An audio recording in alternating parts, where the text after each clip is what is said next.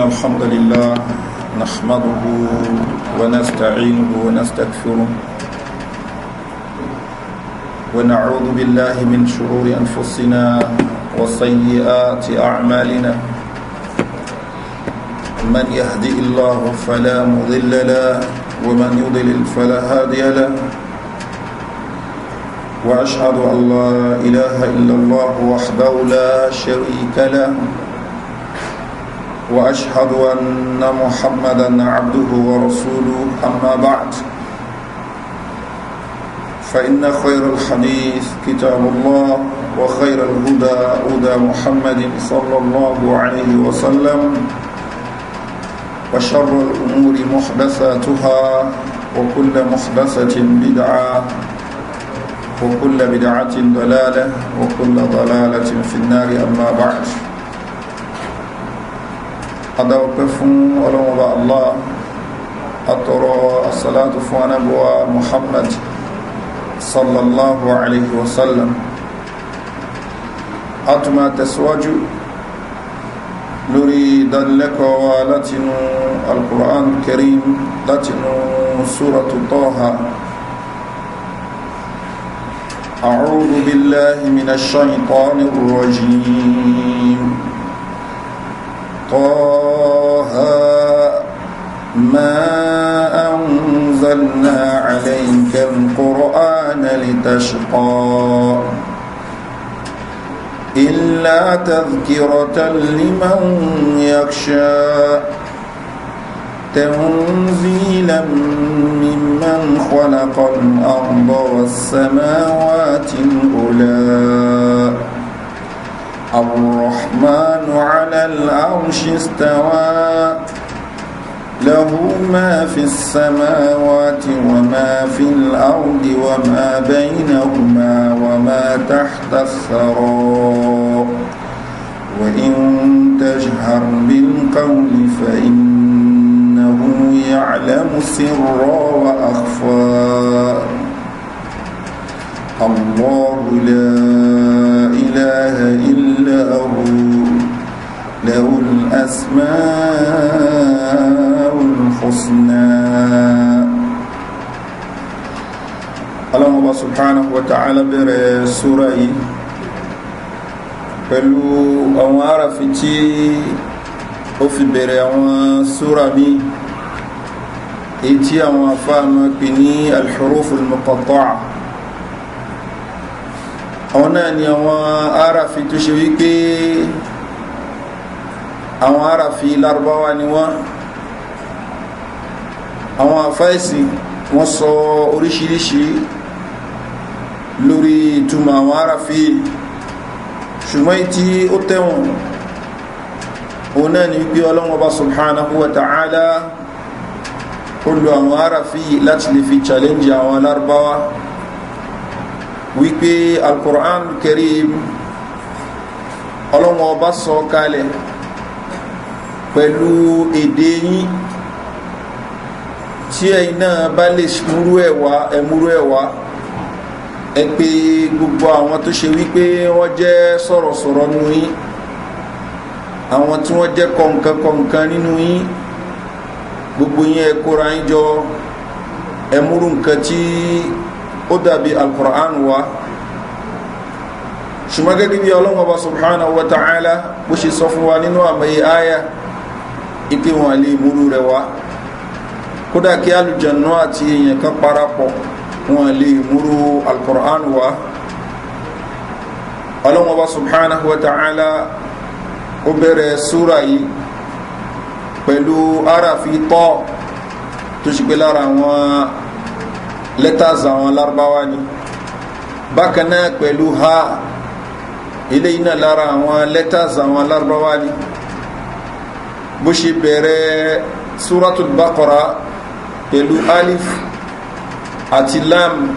àti mim, àwọn àràfí wọ̀nyí lára àwọn àràfí Lárúbáwá ni wọ́n. Bẹ́ẹ̀ ló bẹ̀rẹ̀ àwọn míì bí ya àti sin, èyí tí a mọ̀ sí Yasin àti bẹ́ẹ̀ bẹ́ẹ̀ lọ nínú àwọn ìbẹ̀rẹ̀ súra tí ọlọ́run ọba subhanahu wa ta'ala tí ó lo àwọn letters báyìí àwọn míì a máa sọ wípé tọ́ha ìtumọ̀ rẹ̀ náà ní orúkọ anabi muhammad sallallahu alaihi wasallam láfíìrẹ́ ni tó sọmọ ní tọ́ha ṣùgbọ́n eléyìí tí ó lẹ́sẹ̀ ńlẹ̀ ni kò lẹ́sẹ̀ ńlẹ̀ bó tilẹ̀ ó kó ma ẹlòmíì rò wípé ọlọ́run ọba subhanahu wa ta'ala ń pe anabi wa muhammad sallallahu alaihi wasallam nínú súra yìí torí gbólóhùn tó tẹ̀lé ló fi rò wípé orúkọ anabi muhammad sallallahu alaihi wasallam ni ọlọ́run ọba ló dárúkọ ṣùgbọ́n yìí tó tẹ̀wọ̀n náà ni tí a ti síwájú ipa wípé ọlọ́run ọba ó ń fi àwọn aráàfin ìbẹ̀rẹ̀ àwọn súra kọ̀ọ̀kan láti lè fi challenge àwọn alárúbáwá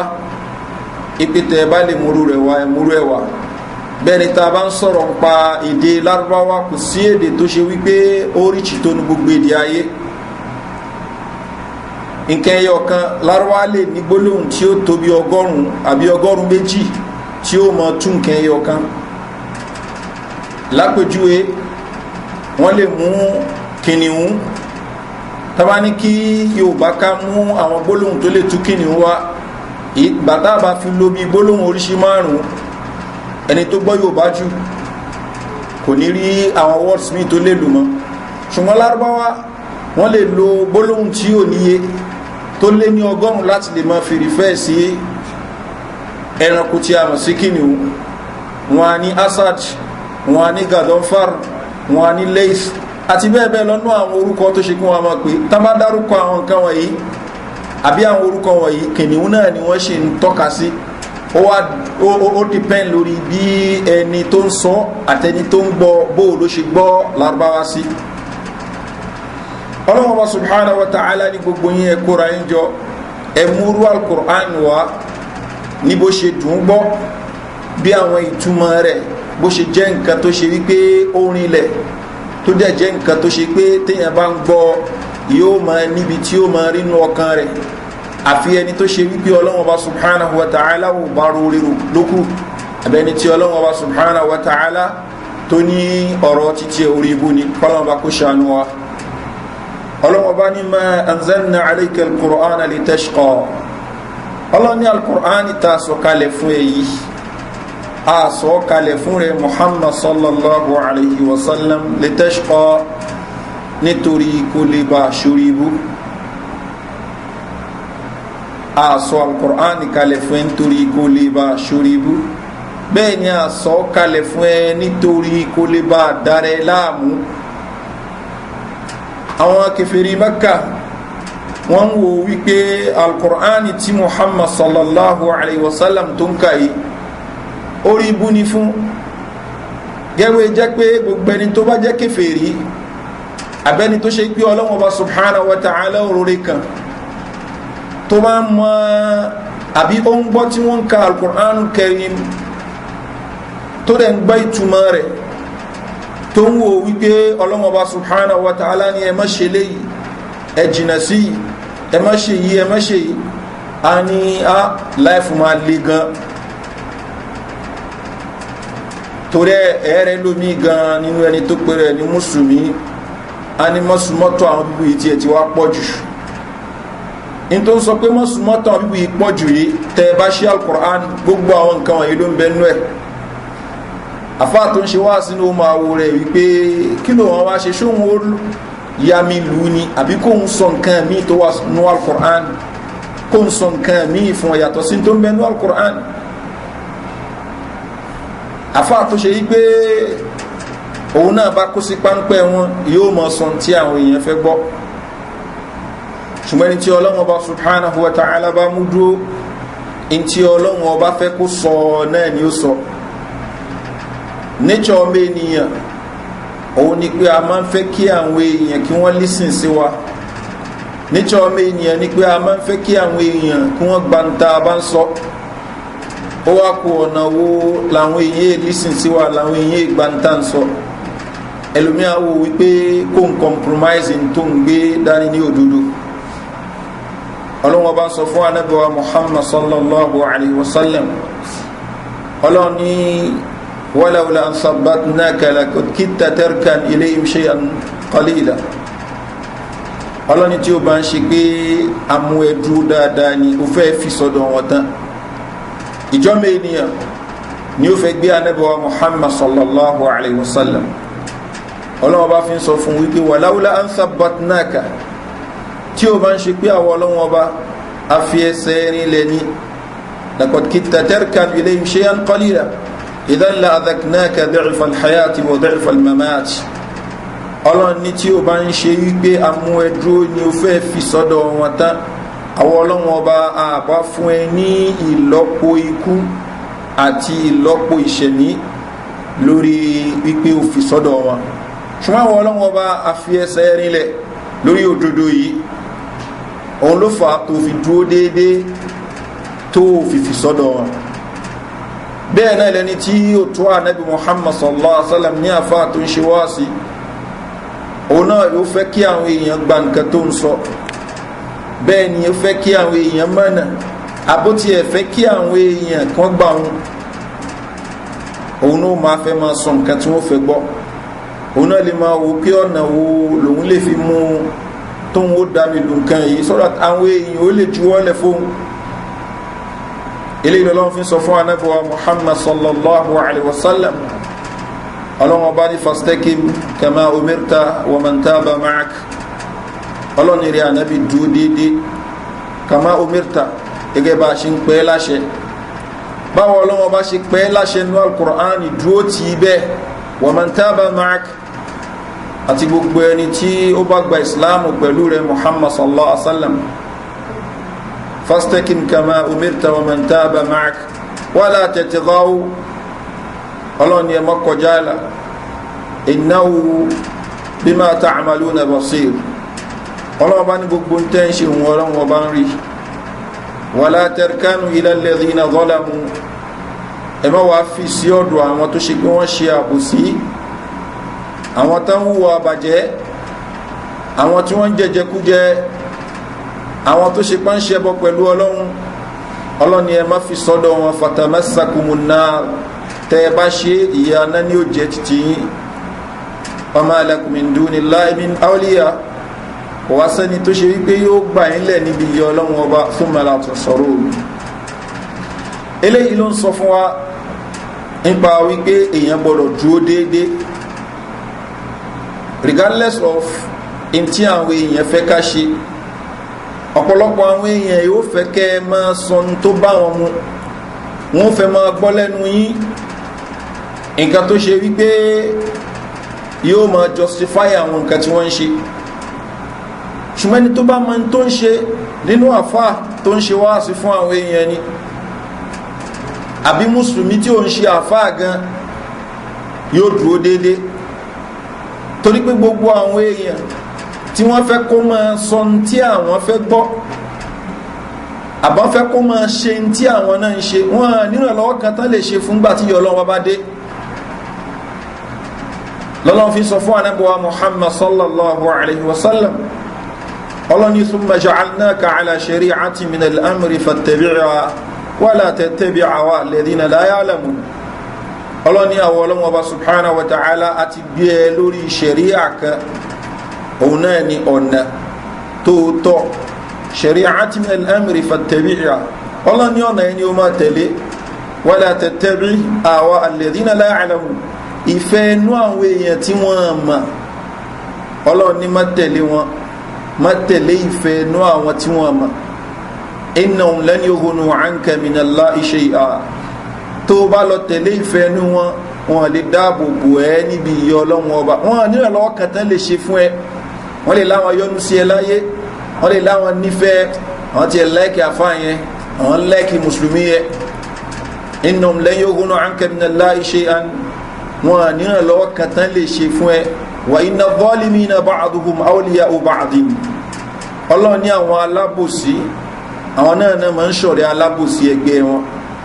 wallahu waliyyul muttaqin ṣùgbọ́n àwọn olùpáyọ̀ Ọlọ́run Ọba ní ọ̀rẹ́ títí wọn ẹni tó jẹ́ olùpáyọ̀ Ọlọ́run Ọba in tó múmú láyà rẹ̀ jùlọ òun gbé ṣé ìlànà tó ń ṣà ń tọ̀ yìí ìlànà tọ́lọ́run Ọba yọ́nú sí ni tọ́lọ́run bá ti yọ́nú sí mi ó ti tán kí gbogbo àwọn èèyàn bínú sí mi eléyìí ò ní mú mi kúrò lórí tí mo wà. Ọlọ́hun Ọba subhanahu wa ta'ala ni wallahu waliyyu al-muttaqin, Ọlọ́hun Ọba ni ọ̀rẹ́ àwọn olùpáyọ̀ Ọlọ́hun Ọba. So failure ni kálẹ́ni tó ń ṣe wáàsí kó ṣe wípé ó ń wo in tí àwọn èèyàn fẹ́ sọ, kódà kó ṣe wípé ìtàn fẹ́ sọ yẹn ní nǹkan tí ó bá tọ́lọ́wọ́ bá mú ní. Failure ni kíyàn pẹ̀rẹ̀ ní mùsùlùmí kó mọ́ fẹ́ yọ àwọn èèyàn ẹgbẹ́ rẹ̀ nínú, kódà kó ṣe pé tí ó yọ wọn nú nǹkan tó ṣe kó takò tọ́lọ́wọ́ bá ní. Tá a bá mọ bí ọ̀pọ̀lọpọ̀ bá a ṣe máa ń gbé àwọn àṣà tó ṣe pé èèyàn ẹgbẹ́ wa náà ni wọ́n gbé kalẹ̀, ẹlòmíì wọ́n fẹ́ lè sọ orí rẹ̀ kalẹ̀ nípa kó ṣe nǹkan tó takò àṣà, ìpíntàn bàbá wa ti ń ṣe ni wọ́n fẹ́ lè sọ orí rẹ̀ kalẹ̀ nítorí ẹ̀. Ẹlòmíì wọ́n fẹ́ lè jókòó rá sínú ẹ̀wọ̀n nítorí kó takò nǹkan tó ń jẹ́ constitution. Eléyà ni kí ni n tó ṣe ẹ́ takò constitution ẹ̀ bó ni tiẹ̀ ṣe jẹ́ tó ṣe wípé téèyàn bá takò ní bí ìgbà tó ṣe pé ó ṣe nǹkan téèyàn ò gbọ́dọ̀ ṣe. Ṣùgbọ́n téèyàn bá takò òfin Ọlọ́hun Ọba tó clear tó ń bẹnu Al-Qur'anul Karim, àwọn yóò mọ wo bí ẹni wípé kí ló tí ì ṣe. In fact kò tí ẹ ń ṣe wípé ẹni tó ń bẹnu Al-Qur'an ṣe òun làwọn èèyàn ó mọ wò ní alákatakítí èèyàn pé wàhálà títí tí ẹ ti pọ̀ ju mùsùlùmí làwa náà. In fact àwa gan Islam wa dáa jùlọ, tẹ́bá wá ní kó prúfù ẹ̀ ní kò lè rí bí prúfù ẹ̀ láíláí àfi tí ó bá lọ wá ìsìláàmù mí yàtọ̀ sí tí Ọlọ́hun bá sọ sínú Al-Qur'an lókù. Ṣùgbọ́n tó bá yẹ pé nǹkan tí Ọlọ́hun bá sọ sínú Al-Qur'an Karim òun ni tí ó fi prúfù pé mùsùlùmí gidi lòun, yóò bá ń tó ṣe wípé yóò pè ní rọ́ ìpèpè tó ń pè mọ́ rẹ̀ ni. Eléyìí sọ fún wa pé ẹni tó pè rẹ̀ ní mùsùlùmí gbọ́dọ̀ dúró déédéé, kò gbọ́dọ̀ wo tí àwọn èèyàn sọ, kò gbọ́dọ̀ wo tí àwọn èèyàn ṣe, torí pé àwọn èèyàn tó fẹ́ máa wo tí wọ́n ń sọ tí wọ́n ń ṣe wọn níran lọ́wọ́ kan tí wọ́n lè ṣe fún. Ọlọ́run Ọba ló dìdí sọ ìpè summa ja'alnaka ala shari'atin min al-amri, Ọlọ́run rẹ̀ Muhammad àti gbé ẹ sórí ìlànà kan fattabi'a máa tẹ̀lé lánà yẹn wala tattabi' ahwa alladhina la ya'lamun, má tẹ̀lé ìfẹ́nú àwọn tí wọ́n mọ̀ innahum lan yughnu 'anka min Allahi shay'a, wọn níran lọ́wọ́ kan tán lè ṣe fún ẹ wa inna adh-dhalimina ba'duhum awliya'u ba'din, àwọn tí wọ́n jẹ́ alábòsùn wọn mara wọn lọ́wọ́ ni wọ́n jọ ma kọ̀ndẹ́mù òdodo ni wọ́n jọ ma takò òdodo ni. wallahu waliyyul muttaqin, ṣùgbọ́n àwọn olùpáyọ̀ Ọlọ́hun Ọba ní ọ̀rẹ́ títí wọn, Ọlọ́hun Ọba làwọn fẹ́ máa yọ nínú. Eléyìí ni Ọlọ́hun Ọba fi ń sọ fún Ànábì wa Muhammad sallallahu alayhi wa sallam ipe ma anzalna alayka al-Qur'ana litashqa, al-Qur'ani ta sọ̀kalẹ̀ fún ẹ yìí a sọ̀kalẹ̀ fún ẹ nítorí kó lè wá sórí ibú. Àwọn lè sọ wípé ìgbà tó ti ń tẹ̀lé Al-Qur'an òun lórí ibú ti jẹ́ ti tiẹ̀, ó rí pé àwọn nǹkan ò máa dùn fún ẹ mọ́, ó rí pé ó mísì àwọn nǹkan, ó rí pé báyìí nísìnyẹn ni tó jẹ́ kèfèrí tí ó gbọ́ Ọlọ́hun Ọba gbọ́ yóò gbé ọtí kalẹ̀ yóò máa mu, òun wo kó ń gbádùn ayé òun ni, bó bá ń ṣòde yóò rọtí rẹ́kẹrẹkẹ ni, ó wo kó ń gbádùn ayé òun ni. Ìwọ tó jẹ́ mùsùlùmí nígbà tó bá gbé Al-Qur'anul Karim ó kábi tí Ọlọ́hun Ọba subhanahu wa ta'ala sọ yìí pé ya ayyuhal ladhina amanu, mo pè yín olùgbàgbọ́ òdodo, innamal khamru wal maisiru wal ansabu wal azlamu rijsun min amali shaytani fashtanibu. Ọlọ́run ní ọtí tẹ́ẹ̀rí yẹn tẹ́tẹ́ tẹ́ẹ̀rí yẹn òṣà bíbọ, Ọlọ́run Ọba ní min amali shaytan, iṣẹ́ èṣù ni ó fashtanibuhu ẹ jìnà sí la'allakum tuflihun, nítorí kẹ́lẹ́ bá jèrè, ẹ jìnà sí nítorí kẹ́lẹ́ bá jèrè. innama yuridu shaytanu an yuqi'a baynakumul adawata, ṣaitọ́ni tó fẹ́ dálẹ̀ láàrin yín náà ni ọ̀tá walbaghada àti tẹ̀m̀bẹ̀lẹ̀kún wa yasuddakum an dhikrillah, ó fẹ́ gún yín kúrò ń bí ìrántí Ọlọ́hun Ọba ni wa anis salah, ó fẹ́ gún yín kúrò ń bí irun kíkí ni fa hal antum muntahun, àfihàn jáwọ́ ń bẹ́. Mùsùlùmí tó ń ka Al-Qur'ani ka áyà yìí nínú Suratul Ma'idah, ó ka yóò wo wípé Ọlọ́hun Ọba ní kò ń jìnà sí, kèfèrí àwò wípé nǹkan gbádùn ni ìwọ yóò kàn lọ mú rẹ lásán olóńdé rẹ lókun tú rẹ lẹ̀, àpèjúwe kan nù. Ọlọ́hun Ọba subhanahu wa ta'ala ó ní ká má gba rìbá, Ọlọ́hun ní alladhina ya'kuluna riba àwọn tí wọ́n jẹ riba la yaqumuna illa kama yaqumu alladhi yatakhabbathu shaytanu min al-mas ọlọ́ni tá a bá gbé wọn dìde ń jọ ń gbé ní alkiyama bí ẹni tí wèrè ti kọlù láṣẹ gbé wọn dìde dhalika bi annahum qalu innamal bay'u mithlu riba wọ́n ní kí náà ní ká má ṣe lè fún ìbá ń tajà náà ni à ń tajà eléyìí ọjà títà ní ẹ̀ẹ́rẹ́ lómi yóò mọ̀ sọ mi pé bó o bá yáwó èlé ó lè gúrò báwa náà ṣe mẹ́kì ẹni ẹ̀ yóò máa tiẹ̀ lọ síbẹ̀ ó lè tún béèrè pé bóun lẹ̀sìn kí wọ́n ṣe sọ pé kéèyàn má yáwó èlé ẹni pípú yẹ kàn nira yín lára lásán ṣùgbọ́n wọn tó jẹ́ mùsùlùmí àwọ̀ wípé mi ìfẹ́ kọ́ lọ́wọ́ bá gbé mi dìde ìgbédìde wèrè mi ìfẹ́ kí Ọlọ́hun bá subhanahu wa ta'ala kó fìyà jẹ mí ìgbà tó bá ń kabi tí Ọlọ́hun bá subhanahu wa ta'ala ní faman aada ẹni tó bá padà síbi rìbá fa ulaika ashabun nar àwọn ọmọ nánu na hum fiha khalidun wọ́n máa bẹ́ẹ̀ lọ gbére ni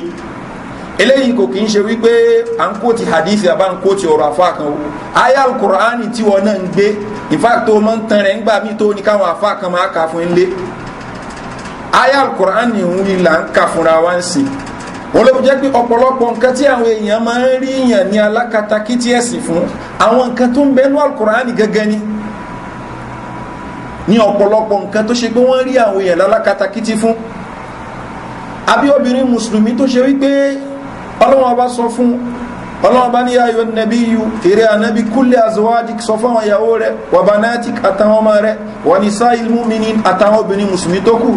yudnina alayhinna min jalabibihinna kí wọ́n dá jilbáàbù wọn borí dhalika adna yu'rafna fala yudhin ọlọ́wọ́n ní tó kéré jẹ́ lè fi mọ̀ kóbìnrin mùsùlùmí ni wọ́n ní fala yudhin táwọn èèyàn jẹ́gẹ́jẹ́gẹ́ òfin ní máa fi ìlọ̀kulọ̀ lọ wọn nígbàtí obìnrin bá jáde tó dress provocatively ní tó ṣe yí pé ó wo wípé òun fẹ́ provoke àwọn èèyàn pẹ̀lú bóun ṣe múra ó ṣí gbogbo gbáyà rẹ̀ lẹ̀ ó ṣí tan rẹ̀ lẹ̀ ó wá náà rẹ́pù òun gẹ́gẹ́ fún rẹ̀ ti invite àwọn èèyàn láti wá ṣe yóò máa wo wípé ẹni tí ó sọ wípé kẹ́ múra kẹ́ dá nǹkan bo ara yín ni wọ́n máyé lé fún yín ni tálẹ́ni náà òun náà ni Ọlọ́hun Ọba tó dá wa ya ayyuhan nabiyyu kulli azwajik wa banatik wa nisa'il mu'minina yudnina alayhinna min jalabibihinna dhalika adna yu'rafna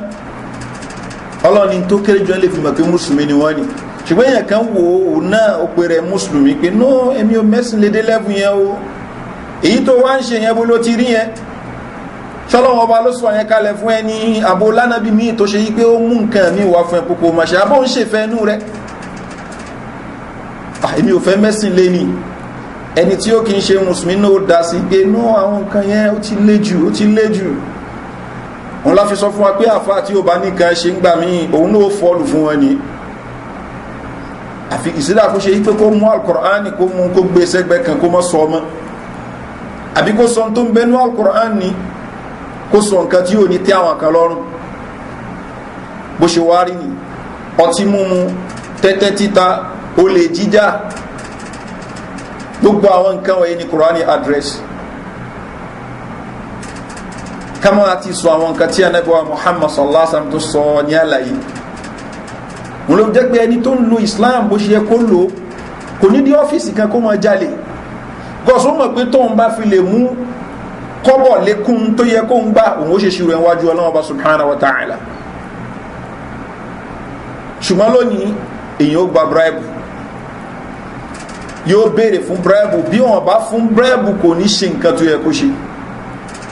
Islam ló mí sínú gbésí ayé wa ara àwọn èèyàn kan lónìí tí wọ́n ń pariwo wọ́n ní woman rights ni wọ́n máa pariwo wọ́n máa pariwo emancipation of women àwọn obìnrin ẹ̀tù wọn lẹ̀ ẹ jẹ́ káwọn obìnrin náà àwọn náà ní equal rights equality nǹkan kan máa ń wọn pariwo ẹni tó ń pariwo equality náà àwọn obìnrin ẹ pè é sọ́dọ̀ ǹjẹ́ ó lọ́mọ ọ̀dọ̀ àbó lọ́mọ ọ̀dọ̀ tó bá ló ń lọ́mọ ọ̀dọ̀ ó yẹ kó tú ọmọbìnrin yẹn lẹ́nu iṣẹ́ ilé rẹ̀ wọlé ẹ kó máa ṣe fún rẹ̀ ìwọ obìnrin tó fẹ́ máa fi gagbága pẹ̀lú ọkùnrin kò yẹ kó lọ́mọ ọ̀dọ̀ torí pé ọmọ obìnrin kan níwọ náà mú sọ́dọ̀ tó ṣe pé obìnrin bíi titi ẹ náà ni wáyé tó mú lọ́mọ ọ̀dọ̀. sọ gbogbo àwọn nǹkan wọ̀nyí a fi ń tanra wa ní àwọn èèyàn tó fẹ́ kí ayé dàrú àwọn ni wọ́n ń gbé gbogbo àwọn nǹkan wọ̀nyí wá. Ọlọ́hun Ọba subhanahu wa ta'ala ó dá wa ó dẹ̀ gbé wa gajura wa lọ bó ṣe dá wa ní tó ń bẹnu Islam ní justice equality kò ń ṣe Islam ló pèpè sí equality torí pé Ọlọ́hun Ọba tó dá wọn kan lóbìnrin ó mọ reason tó fi dá wọn lóbìnrin ó dẹ̀ dá wọn kan lọ́kùnrin ó mọ reason tó fi dá wọn lọ́kùnrin ó dáwọn èèyàn kan lólówó ó dáwọn èèyàn kan ní tálíkà Ọlọ́hun Ọba ló mọ̀ ṣùgbọ́n ká ní à ń bèèrè fún in tí wọ́n ń pè ní equality kò sí tó ń jẹ́ equality àwágò olónúgbèsè ayé wa torí pé tó ẹ́ pé wọ́n náà bá believe nínú equality ni ó ní mú ọmọbìnrin ẹgbẹ́ rẹ̀ kan kó gbà á sílé ní kó lónìí kó mọ́ ṣọmọ ọ̀dọ̀ fún ẹ̀kọ́ á ní ẹ̀yìnbó ń sanwó ni ẹ ṣe equality nìyí tó ẹ̀ ló jẹ́ pé ọ̀pọ̀lọpọ̀ mùsùlùmí kọ́ náà bá subhanahu wa ta'ala kó ṣàánú wa ni àìgbọ́ ẹ̀sìn wáyé ó jẹ́ kí àwọn tí ò ní láàká ìmọ̀ lò wá tá a bá gbẹ́sìn wáyé nìyí a mọ̀ pé èèyàn kan tó ń bá wa sọ̀rọ̀ kọ́ pé pòfẹ́sọ̀ ní pàǹtí ní yíò lásán ó kàn gba pálí ni kò túmọ̀ sí gbọ́n jù wá lọ bẹ́ẹ̀ ni Ọlọ́hun Ọba subhanahu wa ta'ala tó gbé àwọn òfin yìí kalẹ̀ fún wa fún àǹfààní ara wa náà ni kò ń ṣe fún àǹfààní Ọlọ́hun Ọba subhanahu wa ta'ala Ọlọ́hun Ọba ò ní kankan tí ó gbà ń bẹ́ lọ́lọ́wọ́ bá fi sọ fún anábọ̀wá Muhammad sallallahu alaihi wasallam pé ma anzalna alayka al-Qur'ana litashqa àwọn ọlọ́wọ́ bá sọ al-Qur'an yìí kalẹ̀ fún ẹ nítorí pé kó lè bá ṣorí ibú gbogbo tó bá ṣe láwọn nǹkan tó fẹ́ dàbí ẹni kó lè ó padà gba ládàá rẹ̀ àwọn nǹkan wọ̀nyí ò ní lọ lásán ẹni tó dẹ̀ wò bí ẹni pé ké òun wà free òun ní freedom láti ṣe tó wò òun ọkùnrin fẹ́ bọ́ ọkùnrin ẹgbẹ́ rẹ̀ sùn ó yẹ kí freedom wà ìjọba ọbuwọ́lù ẹ fi wọ́n lẹ̀ obìnrin fẹ́ bí obìnrin ẹgbẹ́ rẹ̀ sùn ẹ fi wọ́n lẹ̀ obìnrin ló ń fẹ́ mọ́ pátá káàkiri àdúgbò ẹ fi wọ́n lẹ̀ olóhun fẹ́ sí gbáyà múlẹ̀ ẹ fi wọ́n lẹ̀ freedom wà ṣùgbọ́n irọ́ náà ń pa o àwọn tán ní kẹ́ ẹ fi obìnrin tó fẹ́ mọ́ pátá káàkiri àdúgbò tán ní kẹ́ ẹ fi wọ́n lẹ̀ àwọn tán ní kẹ́ fi obìnrin tó ṣe ipò ló ń fẹ́ fi obìnrin ẹgbẹ́ ẹ̀hún tán ní ẹ fi wọ́n lẹ̀ tí ẹ bá sọ fún wọn wípé kèmí náà fẹ́ ìyàwó méjì mẹ́ta wọn ò pòsì ẹ̀ ṣùgbọ́n ṣe mo lè ní girlfriend méjì mẹ́ta mẹ́rin márùn-ún ó ní freedom ìyàwó méjì ńkọ́ ìyẹn ò dá bólẹ̀ ti rí pé kò dá evidence náà dá ọpọlọ wọn wọ́n wá oppose ẹ̀ dé level wípé máa wò pé ṣe bẹ́ẹ̀ iná lẹ́ ń parọ́ pé freedom wà so ló jẹ́ pé àwọn míì wọ́n jáde láti lè fi tako ẹ̀sìn ni wọ́n fẹ́ oppose ẹ̀sìn ni wọ́n ní kankan tán fẹ́ ṣe jù wọ́n fẹ́ oppose ẹ̀sìn lọ lẹ́ni tó jẹ́ mùsùlùmí ó gbọ́dọ̀ jẹ́ kí ọ̀rọ̀ ẹ̀sìn òun kó yé òun kó mọ̀ jẹ́ni tó ṣe pé yóò mọ̀ fọ́ọ̀lù fún un àwọn tí wọ́n ń tako ọ̀pọ̀lọpọ̀ nǹkan ní Islam ni wọ́n ń gbé nǹkan míì wá tó ṣe pé pẹ̀lú fọ́ọ̀sì làwọn gan fi ń rinlẹ̀ fún àwọn èèyàn gbàtà bá rí ìjọba odidi ìlú kan tó ń sọ fún àwọn èèyàn yìí pé homosexuality ẹ̀ aláwẹ̀ tẹ́ ẹ̀ bá alá homosexuality àwọn àǹfààní tá ń fún yín a máa stop ẹ̀ ṣùgbọ́n nínú ìlú tí ẹ ní èèyàn gbọ́dọ̀ fẹ́yàwó méjì kò gbọ́dọ̀ fẹ́yàwó mẹ́ta èèwọ̀ ní nínú ìlú tí wọ́n ṣùgbọ́n wọ́n lè promote homosexuality wọ́n dẹ̀ lè punish ẹni tán bá rí ipé ó ń tako ipé yẹn tako àwọn homosexuals ní àwọn ìlú míì ní west ní yóò bá rẹ̀ lẹ́wọ̀n so ló jẹ́ pé gbogbo nǹkan tán pariwo pé freedom irọ́ ló ń jẹ́ bẹ́ẹ̀ nǹkan tó wù wọ́n ni wọ́n láwọn fẹ́ freedom fún nǹkan tí ò bá ti bá ìfẹ́ inú títí wọ́n mú tó rẹ̀ jẹ́ pé nǹkan tó wù ẹlòmíì wọ́n ó máa tako mùsùlùmí gbọ́dọ̀ gbọ́ yé wípé Ọlọ́run ọba ló dá wọn kọ́ ló ń dára wọn tọ́lọ́run bá sọ pé nǹkan yìí ló dá ní tó dá náà ní tọ́lọ́run bá ní kò dá ní ká má jẹ́ kí àwọn èèyàn kan tàn wá wípé òkè wọ́n dé wá ń ṣẹkẹ́ṣẹkẹ́ ní tá a bá tẹ̀ sọ pé wọ́n dé wá ń ṣẹkẹ́ṣẹkẹ́ ta lẹ́yìn tó dé wá ń ṣẹkẹ́ṣẹkẹ́ Ọlọ́run ọba tó dá wa náà ni kò dẹ̀ dé wá ń ṣẹkẹ́ṣẹkẹ́ yẹn bí o bá kí ń ṣe wípé kálíbà gbádùn tó bá dijọ́ ń gbèǹdé alkiyama ni ẹni tí ó wá wù pé òun ò ní gbákàndé òun láyé ń bí ipò ń fẹ́ ní fírídọ́ọ̀mù láyé ń bí tó bá dijọ́ ń gbèǹdé alkiyama wọn ó padà dé ni ọlọ́wọ́n bá ní khudhuhu faghulluhu thumma aljahima salluhu thumma fi silsilatin dhar'uha 70 dhira'an faslukuhu ọlọ́run ní ẹmú ẹ̀dẹ́ pẹ̀lú ṣẹ̀kẹ̀ṣẹ̀kẹ̀ tó ṣe wípé gúngún rẹ̀ ní bí 70 arms ní ẹ wá lọ sọ sínú náà jahannama kò fẹ́ kán dẹ̀hùn láyé ń bí yóò padà dé rẹ̀ tó bá di john gbendel kiyama so ìkànnì kámúnú méjèèjì lẹ́nàbọ̀ Muhammad sallallahu alaihi wasallam òfin sọ wípé àdúnìyà sijnul mu'min ayé táwa yìí bí ẹ̀wọ̀n ló jẹ́ fún mùsùlùmí torí pé mọ́ṣẹ́lẹ́yìí wa jannatul káfir ẹni tó jẹ́ kèfèrí bí aljanna ló jẹ́ fóun torí pé wọn ò nígbàgbọ́ nú Ọlọ́run yóò mọ̀ ṣe tó wù ní ṣùgbọ́n bó ṣe jẹ́ wọ̀n fún mùsùlùmí láyé yìí ìyẹn ò túmọ̀ sí páwọn kan nú mùsùlùmí ò ní mọ́ gbádùn ó fún gbádùn ju ẹlòmí tó jẹ́ kèfèrí lọ bódà ṣe jẹ́ aljanna fún kèfèrí láyé yìí kò túmọ̀ sí pé kèfèrí mi ò ní máa jìyà yóò jìyà láyé ń bí kú ni yóò tún jìyà tó bá rí jọ́ ń gbé ndẹ̀l kìyàmà ló fi jẹ́ pé a gbọ́dọ̀ wúra wa dáadáa mọ́dé káwọn èèyàn tẹ̀ ẹ́ mọ́dé tán rẹ̀ ẹ̀mí wa yìí ọwọ́ wa kọ́ ló ń bẹ ọwọ́ ọlọ́run ọba ni ọlọ́run ọba lè mú wa sọ́dọ̀ nígbà tó bá wù ọ̀rọ̀ pé mo rí nǹkan gidi jẹ kọ́ yẹ kí n lo 100 years láyé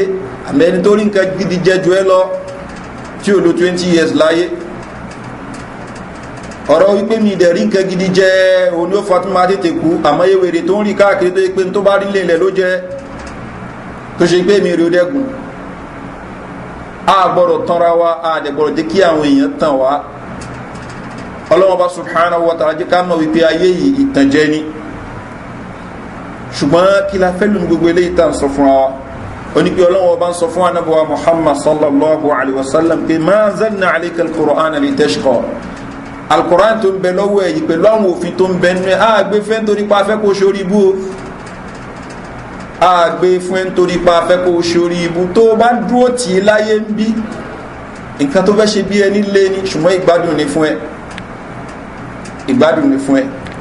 illa tadhkiratan liman yakhsha ọlọ́ni alkùránì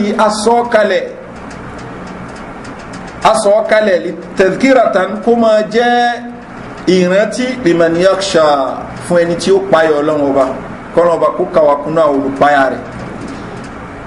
ẹni tí páyọ̀ ọlọ́run ọba lẹni tó ṣe pé nígbà tó bá ti gbọ́rọ̀ ọlọ́run ọba báyìí ọkàn rẹ̀ yóò gbọ́n rírì òun lẹni tó ṣe pé nígbà tó bá ṣe ń tọ́lọ́run ọba tún ní kó ṣe áwò pé ṣe mo ṣe dáadáa ọlọ́run ọba subhanahu wa ta'ala ni walladhina yu'tuna ma ataw wa qulubuhum wajilatun annahum ila rabbihim raji'un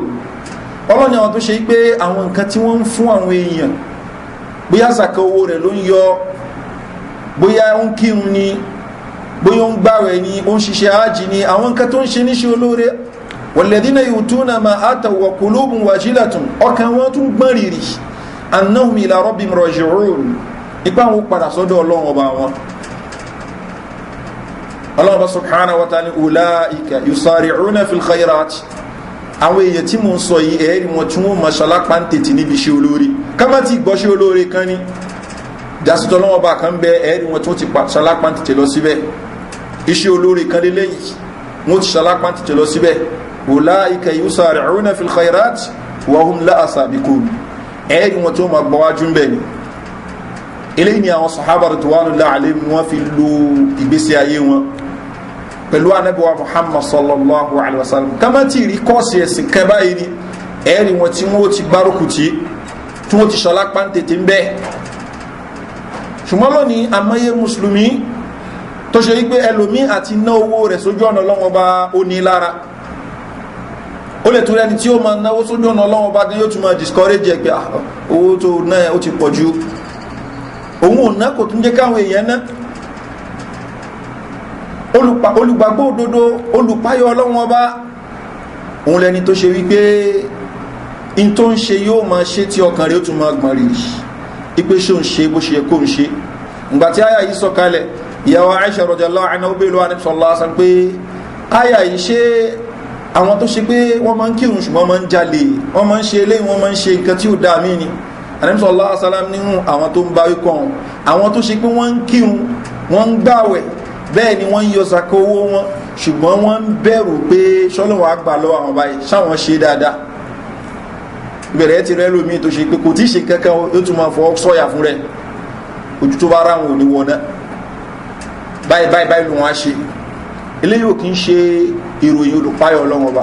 olùpáyọ̀ ọlọ́wọ́n ọba yóò mọ okun ò tí ì ṣe kankan náà ni torí pé ṣé ìdẹ̀rọ̀ ọlọ́wọ́n ọba òun la fẹ́ sọ ni oúnjẹ tá ń rí jẹ ní bí a ṣe sọ pé Nàìjíríà burú tó ń sin iná ààrẹ ni tó ṣe pé fódìdí ọjọ́ mẹ́wàá ni òfin oúnjẹ jẹ ààrẹ ni tó ṣe pé bóyá ká ní ọjọ́ márùn ni òfin oúnjẹ jẹ a ṣe rí nǹkan jẹ náà ààrẹ ni tó ṣe pé á ní láti bí ìjẹ táwọn ò tí ì momi gbogbo eléyìí náà bá ti lè sọ pé ó le tó a ṣì yí nínú ọlọ́run ọba náà ni ká máa ti sọ atẹ́gùn tó ṣe pé à ń mí tá a sanwó rẹ̀ ọlọ́run ọba gbowó ẹ̀ lọ́wọ́ wa kò ní pé ìwọ tó bá fẹ́ mí wákàtí kan ó kírun wákàtí kan tó bá fẹ́ mí wákàtí méjì ó kírun wákàtí méjì ọlọ́run ọba sọ bẹ́ẹ̀ fún wa tó túmọ̀ sí pé à ń yí nínú orí ọlọ́run ọba ju ń tà ń ṣe ní ìjọsìn lọ tó bá ṣe pé ìjọsìn wa tá ń ṣe òun lọ́lọ́run ọba ń lò láti lè fi fún wa ní àwọn nǹkan tó fún wa ní kò yẹ kẹ́lómi rí nǹkan kan ibi tí ẹlòmí tó yá yàkuyàdé ṣùgbọ́n gbogbo àwọn nǹkan ọyọ ọlọ́run ọba ń fún wa náà tó ń bó ti jẹ́ pé à ń kọtí ikún sí ọ̀rọ̀ rẹ̀ in fact ọlọ́run ọba gan lè fún ẹni tí ò ṣe tiẹ̀ ju ẹni tó ń ṣe tiẹ̀ lọ láyé ń bí ọlọ́run wa ni wàláwọ́lá ń yakuna an-nasu ummatan wahidatan laja'alna liman yakfur birrahmani libuyutim suqufan min fidda wa ma'arija 'alayha yadhharun ọlọ́run tó bá ṣe pé gbogbo àwọn èèyàn ó fẹ́ máa kọ́ṣe ara wọn ni ọlọ́run ní ayé ń bí báyìí àwọn tí wọ́n jẹ́ kèfèrí làbá ní pé ibi tí wọ́n máa gbé ilé góòdù ni wọ́n máa gbé àti ilé sílvà staircases ilé wọn góòdù àti sílvà ni àti ìrólówó yẹn ní Nàìjíríà tó ṣe pé in tó kọ́ góòdù ló fi kọ́ ilé rẹ̀ sílvà ló fi kọ́ ilé rẹ̀ staircases ilé rẹ̀ ni staircases ilé rẹ̀ sílvà ló fi ṣe góòdù ló fi ṣe kò tí so lówó náà ní ti ẹ̀rù gbólówó náà ń bẹ láyé ọlọ́wọ́ bá ń tí ó bá ṣe páwọn èèyàn fẹ́ máa kọ́ṣe ara wọn ni àwọn tán jẹ́ kèfèrí àbáníkan mọ́ gbádùn báyìí ṣùgbọ́n ọlọ́wọ́ bá jẹ́ ká mọ̀ ní parí ààyà yẹn ipe wal akhiratu khairul muttaqin alkiyama lólórí fún àwọn tó ṣe wípé wọ́n bá jù lùpáyọ̀ ọlọ́wọ́ bá sọ́lọ́wọ́ subhanahu wa ta'ala ní Kùránì yìí ìrántí ló jẹ́ liman yakhsha fún àwọn tí wọ́n bá ń páyọ̀ ọlọ́wọ́ bá fáwọn tó bá ń páyọ̀ ọlọ́wọ́ bá ọlọ́wọ́ bá subhanahu wa ta'ala ní sayadhakkaru man yakhsha ẹni tó jẹ́ olùpáyọ̀ ọlọ́wọ́ bá tán bá ti ń ka Al-Qur'ani fún òun ó mọ̀ gbàrán tí ń tiẹ̀ wa yatajannabu al-ashqa ẹni tó ṣe yí pé òun jẹ́ olórí ibú èèyàn tiẹ̀ òun ó mọ̀ jìnà sí káwọ́ bọ́ ọlọ́wọ́ bá ṣe lò ẹni tó ń tẹ̀lé òfin ọlọ́wọ́ bá lòun ṣe olórí ibú o ẹni tó jẹ́ olórí ibú lẹni tó ń jìnà sí ọ̀rọ̀ ọlọ́wọ́ bá sayadhakkaru man yakhsha ẹni tó ṣe yí pé òun jẹ́ olùpáyọ̀ ọlọ́wọ́ bá ní ó mọ̀ gbàrántí pẹ̀lú Al-Qur'an wa yatajannabu al-ashqa ẹni tó ṣe yí pé òun jẹ́ olórí ibú yẹn òun yóò jìnà sí kò ní gba ìrántí ọlọ́wọ́ bá yóò jìnà sí aljanna náà látara pé kí ni ó jẹ́ olórí ibú so ló jẹ́ pé àgbọ̀rọ̀ jẹ́ kí àwọn èèyàn kí wọ́n yí tó jẹ́ standard fún wa ìwọ tó dó tí òfin ọlọ́wọ́ ọba mọ́ rí ẹ lórí ibú àgbà tó di pé a fẹ́ dúró ti súnnà oníkan fẹ̀rẹ̀ sí máa lé mọ́ rí ẹ ó tí ṣorí ibú ó ṣorí ibú pẹ̀lú ẹ dáadáa ní fún ẹ èyí tó wo ipé tó bá ń tẹ̀lé báwọn èèyàn ṣe ń ṣe yẹn náà kò sí garanti pé ó lówó láyé tọ́jú ò bá sínú àkọọ́lẹ̀ ọlọ́run ọba wípé lára àwọn tí ó ní láyé níní tó fẹ́ ní kó o lọ ṣe tó wọ́ọ̀sì jù ní o lè mọ́ ni ẹlòmí ìjẹkújẹ tó ti jẹ lórí pé ó ń wówó bàbá ní kó fihàn ṣògùn owó yóò fi ṣe bá ní kó mu eléyìí yóò mú kò sí nǹkan tí ó ti gbé jẹ ṣùgbọ́n wà tọ́lọ́wọ́ bó ní ó lówó ńkọ́ kò ní náà ni ó túmọ̀ sí pé àwọn nǹkan wọ̀nyí kọ́ ló ń fún wa lówó àwọn nǹkan wọ̀nyí kọ́ ló ń fún wa ní táwọn ó ń bẹnú àkọọ́lẹ̀ ọlọ́wọ́n ọba páàní ni sọ́lá ọba subhanahu wa ta'ala ní alkùránì ìrántí ló jẹ́ liman yakhsha fún ẹni tó ṣe pé ó ń páyọ ọlọ́wọ́n ọba tá a bá ti rẹni tó ṣe wípé ó fẹ́ gbọ́ alkùránì ó fẹ́ gbọ́ ọ̀rọ̀ ọlọ́wọ́n ọba kámọ̀ òpérú èèyàn bẹ́ẹ̀ lára àwọn tí ọlọ́wọ́n ọba ń sọnù ṣùgbọ́n ẹni tó bá ti wò pé èmi ò fẹ́ gbọ́ wá sí ń tèmi wayatajannabu al-ashqa àwọn olórí ibú tí alkùránì ń sọnù ẹni tó lóun ò fẹ́ gbọ́ alkùránì ṣé ó túmọ̀ sí pé kò fẹ́ gbọ́ nǹkan kan nínú ó fẹ́ gbọ́ nǹkan ṣùgbọ́n ó lè jẹ́ orin ló fẹ́ gbọ́ ó lè jẹ́ ìsọkúsọ ló fẹ́ gbọ́ ó fẹ́ gbọ́ nǹkan ṣùgbọ́n kí ni tó fẹ́ gbọ́ kò fẹ́ gbọ́ alkùránì kọ́nà ọba kò ṣàánú wa so àmì dáadáa ni kéèyàn fẹ́ máa gbọ́ alkùránì anábọ̀wá muhammad sallallahu alaihi wasallam tó ń bójẹ́ fún lọ́lọ́wọ́ bá sọ alkùránì kalẹ̀ fún ìgbà míì yóò sọ fún sàábé mi yìí pé ka alkùránì fún mo fẹ́ gbọ́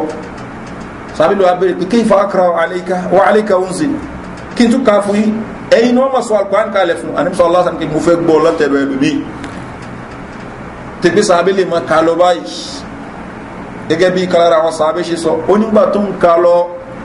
ń ká débi kan anábì sọ pé hasbuk ó ti tó ìgbà tó ń wo gbójú sókè báyìí wọ́n rí pé anábì sallallahu alaihi wasallam ń dá mi lójú ni ó dìde anábì ọlọ́wọ́ bá nù ẹlòmí ń gbàtàn bá ka alkùránì fún gbẹ̀yìn lọ́kànrẹ́ á yí gbẹ̀yìn lọ́kànrẹ́ á tún lé sí nígbà pé mú ní àwọn ṣerú wá sí yẹn fún mi mọ́ ẹmọ̀ ṣerú wá sí yẹn fún táwọn bá ṣe wá sí fún ẹ kí wọ́n fẹ́ ṣe fún ẹ ẹni tí wá sí ọ̀rọ̀ kan rẹ̀ subhanallah kí ló fẹ́ rọ̀ kan rẹ̀ lèmi àníyá ìrùn ti báwọn ìyàwó ṣe yẹ fún mi ní ìgògúdà kan ó fẹ́ fi pàrònú rẹ̀ nítorí fẹ́ fi pa ìrònú rẹ̀ nìyẹn ìgbà tó bá lọ sùn tó jí padà ìrònú yóò tún bẹ̀rẹ̀ padà ṣùgbọ́n mùsùlùmí ìgbà tí nǹkan bá lé fún Ànábì sallallahu alaihi wasallam tó bá di pé nǹkan banújẹ́ tí ó lọ ṣe yóò yànnà náfìlà ni kò ń ṣe wípé káwò wípé inú mi ti bàjẹ́ tó wá kún sí òun náà ni wípé kí mùmúkúmu bẹ́lómi ṣe ń ṣe abẹ́lẹ́wọ̀n bá subhanahu wa ta'ala kó kàwà kúnnà àwọn tó ṣe wípé wọ́n mọ̀ páyọ̀ ọlọ́wọ́n bá wọ́n mọ̀ gbọ́ al-Qur'an al-Karim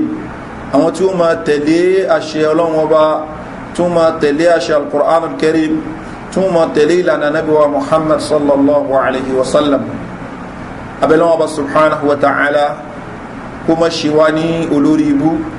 tó bá rí jọ́ ìgbìndẹ̀ al-Qiyamah dáadáa yé yìí náà abẹ́lẹ́wọ̀n bá subhanahu wa ta'ala kò ṣe fún wa torí wípé kò sí nǹkan tó burú ń bi wípé yàn rí orí méjèèjì orí ayé àti alkiyama àwọn anábí ọlọ́wọ́ ọba míì wọ́n rí bẹ́ẹ̀ anábí Suleiman alayhi salatu wassalam ọba ní láyé bẹ́ẹ̀ ni lára àwọn anábí ọlọ́wọ́ ọba náà tún ní abẹ́lẹ́wọ̀n bá subhanahu wa ta'ala orí ayé àti orí alkiyama kí ó má jẹ́ kí ìkíní kejì wọn kí ó bọ́ fún wa قال سبحانه وتعالى في سوان الله سجونا وصلى الله على نبينا محمد وآله وصحبه أجمعين سبحانك اللهم بحمدك أشهد أن لا إله إلا أنت أستغفرك وأتوب إليك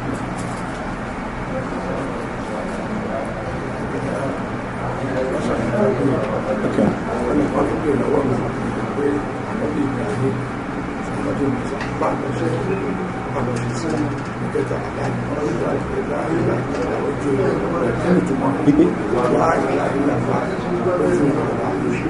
lójú àlà ẹ̀rí ẹ̀rí tọ́pọ̀ naam alhamdulillah salatu wasalam rasulillah naam wọ́n ní anabi Ibrahim alayhi salatu wasalam àti anabi Musa alayhi salatu wasalam bó ní àwọn méjèèjì kú sí bó ní wọ́n sí nípa ti anabi Ibrahim alayhi salatu wasalam kò sí ẹ̀rí kan tó sọ wípé ibi báyìí ni wọ́n sin sí kò sí ẹ̀rí kan tó ní ibi tí wọ́n sin sí ni gẹ́gẹ́ bí nǹkan tí a dẹ̀ máa ń sọ fúnra wa àwọn nǹkan mí bẹ tó ṣe pé al-Qur'an kò sọ̀rọ̀ ń parẹ́ anabi Muhammad sallallahu alaihi wasallam kò sọ̀rọ̀ ń parẹ́ so irú àwọn nǹkan méjèèjì yìí tí àwọn nǹkan méjèèjì yìí ò bá ti sọ̀rọ̀ ń pa wọn nípa ìtàn àwọn tí wọ́n ní ṣe pẹ̀lú ẹni ọlọ́run àádákẹ́ lórí ẹ̀ tá a bá sọ nǹkan mí yàtọ̀ sí nǹkan tí wọ́n sọ agbọ́dọ̀ wá ẹ̀rí tó fi rinlẹ̀ wá agbọ́dọ̀ wo kí ni nǹkan tó ṣe yí pé ó rinlẹ̀ ń bẹ lápèjúwe ìlú Èkó bó ṣe wà ń sìn àwọn historians wọ́n ní oríṣiríṣi ìtàn parẹ́ ta ló kọ́kọ́ débẹ̀ ta lẹ́yìn tó débẹ̀ yìí ta ní kinní kan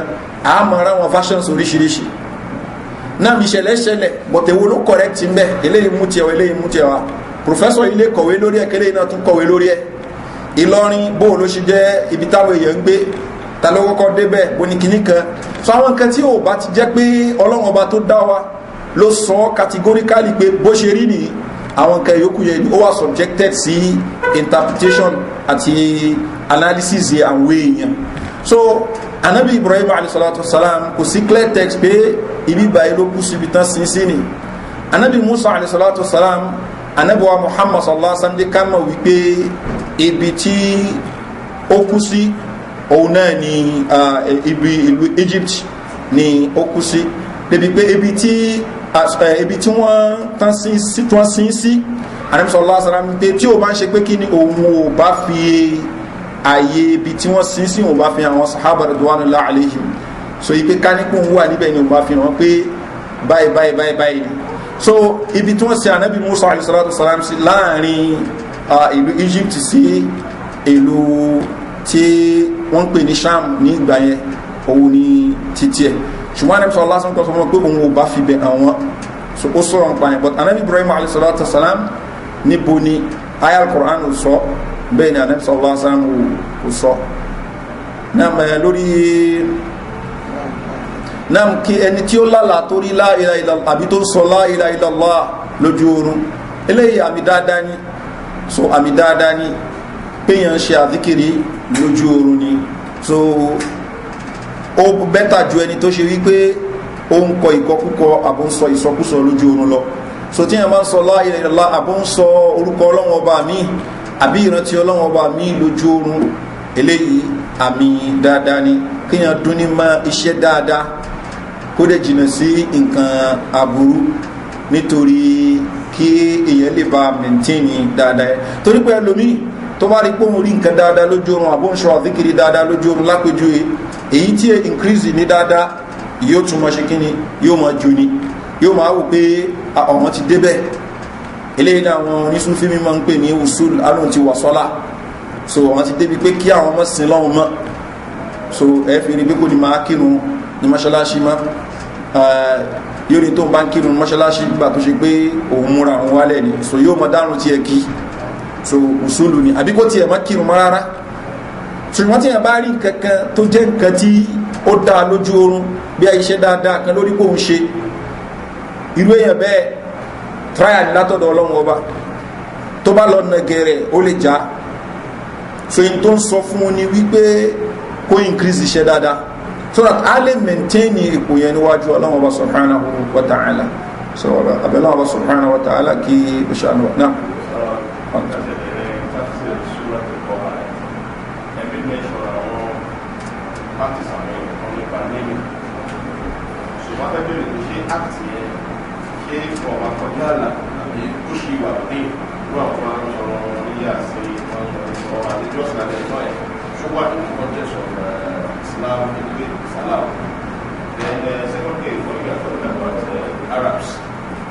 Interpreting words, so they all need synonym for many words. They were for word for what they saw. All many meanings. So they call Hebrew. Hebrew say, is it only ultimate income? Maybe it's more than. Náà mi tí wọ́n ń pè ní alhamru ó ní wọ́n yí orúkọ yẹn látara kí nǹkan bu nǹkan tó ẹ̀ náà sọ pé khimar n tó borí fìlà tí mo wọ̀ yìí lọ́dọ̀ lárúbá wọn máa ń pè ní khimar wọn ni mo fi khimar sórí torí pé ó borí mi so látàrí náà wọn yọ gbólóhùn khamru náà khamru khimar àríkọ jọra wọn so khamru yẹn wọ́n nítorí pé ó máa ń bò lákàyè ẹni tó bá mú yóò bò lákàyè rẹ̀ tí ò ní padà mọ́ tí ó ń sọ mọ́ so gbogbo nǹkan tí ó bá ti máa mú yàn ń ríra òun ni wọ́n ń pè ní khamru ní èdè Lárúbáwá kò bá jẹ́ wípé àtàrà àríké náà ti yọ ni o àtàrà ewúro náà ti yọ ni o nítorí bá ti lóòkan yọ ẹ̀nàmí sọ Allah sọ pé kullu muskirin khamru gbogbo tó bá ti mú yàn ń ríra khamru tí Ọlọ́run ọba sọ pé ká jìnà sí nìyẹn so ìmọ̀ bí mo dáhùn question yẹn náà lórí wípé wọ́n ń sọmọ ní Yasin Tọ́ha eléyìí àwọn èèyàn rò pé yá Ànábì sallallahu alaihi wasallam ni Ọlọ́run ọba ń pè